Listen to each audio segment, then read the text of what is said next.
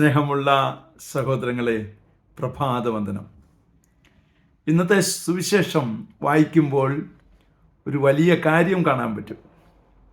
ജനക്കൂട്ടത്തെ ഇരുത്തിയിട്ട് അവിടെ ഉണ്ടായിരുന്ന അപ്പം മുറിച്ച് അവർക്ക് കൊടുത്തു. അവരെല്ലാവരും ഭക്ഷിച്ചു, തൃപ്തരായി. എന്താണ് സഹോദരങ്ങളെ ഇതിൽ നിന്ന് നമ്മൾക്ക് മനസ്സിലാകേണ്ടത്? മുറിയുവാൻ ആഗ്രഹിക്കുക, മുറിയും തോറും വർദ്ധിക്കുന്നതാണ് നമ്മുടെ സുവിശേഷം. എന്നാൽ നമ്മൾ ആരും മുറിയാൻ ആഗ്രഹിക്കുന്നില്ല. അതുകൊണ്ട് തന്നെ നമുക്ക് കുറവുകളാണ്. മുറിയപ്പെടാൻ ആഗ്രഹിക്കൂ. മുറിയും തോറും വർദ്ധിക്കുന്ന ഒരു സുവിശേഷമാണ് ഈശോ നമുക്ക് പറഞ്ഞു തരുന്നത്.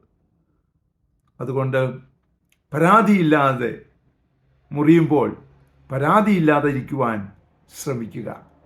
ആഗ്രഹിക്കാം, പ്രാർത്ഥിക്കാം. അതിനുള്ള കൃപാവരം ദൈവം നമുക്ക് നൽകട്ടെ.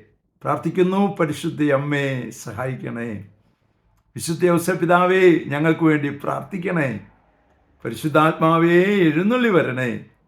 പരിശുദ്ധ പരമ ദിവ്യകാരുണ്യത്തിന് എന്നേരവും ആരാധനയും സ്തുതിയും പുകഴ്ചയും ഉണ്ടായിരിക്കട്ടെ. ആമേൻ. നമ്മുടെ കർത്താവായ യേശുക്രിസ്തുവിന്റെ കൃപയും പിതാവായ ദൈവത്തിന്റെ സ്നേഹവും പരിശുദ്ധാത്മാവിന്റെ സംസർഗവും സഹവാസവും സ്നേഹവും ശക്തിയും കൃപയും എല്ലാ അനുഗ്രഹങ്ങളും സമൃദ്ധമായി നിങ്ങൾ ഏവരോടും കൂടെ ഉണ്ടായിരിക്കട്ടെ, ഇപ്പോഴും എപ്പോഴും എന്നേക്കും. ആമേൻ. അഗ്നിയാൽ നിറയ്ക്കണമേ, അഭിഷേകമായി നിറയണമേ. അഗ്നിയാൽ അഭിഷേകം ചെയ്തന്നെ പുതുജീവനേ കിടണേ. അഗ്നിയാൽ നിറയ്ക്കണമേ, അഭിഷേകമായി നിറയണമേ. അഗ്നിയാൽ അഭിഷേകം ചെയ്തന്നെ പുതുജീവനേ കിടണേ.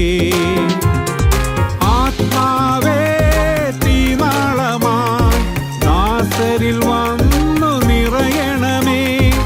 ആത്മാവേ തീനാളമായി ദാസരിൽ വന്നു നിറയണമേ. അഭിഷേകമായി അനുദിനവും അരൂപിയെ പറന്നിറങ്ങണമേ. അഭിഷേകമായി